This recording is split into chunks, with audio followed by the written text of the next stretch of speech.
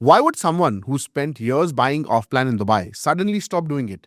Especially when it's still what most of the market is pushing. Well, I've personally transacted over 3 billion dirhams in Dubai property and advised investors from more than 40 countries. So this decision wasn't random. And in this video, I'm going to explain why I have changed my own approach and how I'm positioning instead. Before we get tactical, I want to address something I hear frequently from investors who reach out to me. There's a significant gap between what most people believe about off plan in Dubai right now and the actual data. If we do not close that gap first, everything else I'm about to share will not land as intended. So let us start there. Why I stopped buying offline in 2026. Number one point is the cycle has shifted. What most people get wrong is most investors look at the last few years and think offline has been printing money, so it must be the safest way into Dubai in 2026. They assume what worked from 2021 to 2023 is reliable template for today. But the market they are looking at in 2026 is not the same market that delivered those results. Let me explain you. Between 2021 and 2023, early buyers in prime projects saw 30 to 70% gains before handover.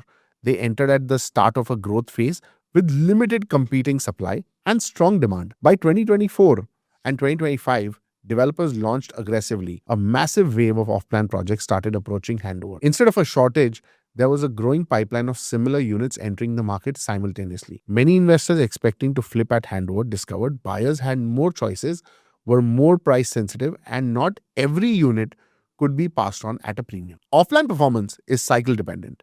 Enter early with a limited supply and strong demand, and you get upside. Enter late with stretched valuations and heavy future supply, your upside compresses while risk increases. By 2026, much of the easy upside has already played out. What remains is the large pipeline of units scheduled for completion over the next few years in a global environment with higher capital costs and more cautious buyers. So here's my advice. Before any off-plan deal, ask where in the cycle is this project? How many similar units are getting completed within 12 to 14 months of your handover? Who is your real end buyer and how will they finance it? If you cannot answer these confidently, you are speculating and not investing. So that is the big picture shift. But even if you understand the cycle, there are specific risks hiding inside most 2026 off-plan deals that almost no one is spelling out. Now, I'm sharing this because I've spent an unhealthy number of hours tracking where investors are quietly getting trapped, and most people simply do not have the time or the on-ground context to connect the dots. That's why I've put together a 2026 investor strategy kit. It's the exact framework I use with serious investors to build a Dubai strategy that actually makes sense in 2026 and not 2021. If you want to follow along with your own numbers as we go, grab it using the link below. Now, this gets us to point number 2, the hidden risks no one is talking about. What most people get wrong, when investors evaluate an offline opportunity, they look at these things: price per square foot, payment plan, and marketing images.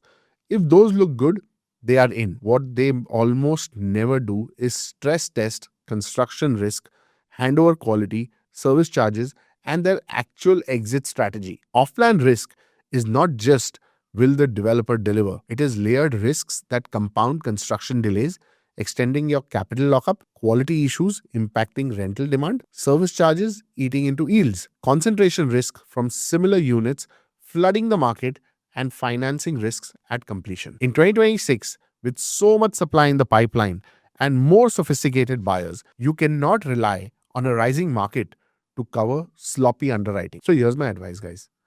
Build a risk checklist, developer track record, and actual handover dates, realistic service charge projections, rental comparables from similar ready stock, and 3 exit scenarios with real numbers. If it still works after all that, then maybe consider it. So if not off plan, then what? What am I buying instead? What most people get wrong, when investors hear I'm not buying off plan, they assume the only alternative is boring, low growth, ready property with no upside.